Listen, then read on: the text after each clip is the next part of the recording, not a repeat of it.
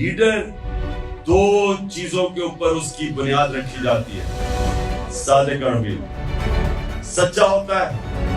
نبی صلی اللہ علیہ وسلم کے پاس ایک قریش آیا، کہتا جی میں 60 سال کا ہو گیا ہوں، میرے لیے مجھے کوئی ایک چیز بتائیں کہ میں مسلمان بھی ہو جاؤں اور میں اپنی عادتیں نہ چھوڑوں، میں 60 سال کا اپنی عادتیں نہیں چھوڑ سکتا۔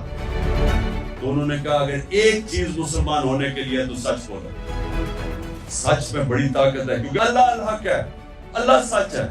جب آپ سچ بولتے ہیں تو اللہ آپ کے ساتھ کھڑا ہو جاتا ہے، آپ کو وہ طاقت ملتی ہے۔ وہ کہتے ہیں کہ انگریزی میں کہ one moral man is an army، کہ ایک سچا انسان ایک فوج ہوتی ہے، کیونکہ اس کے پیچھے اللہ کی طاقت آ جاتی ہے۔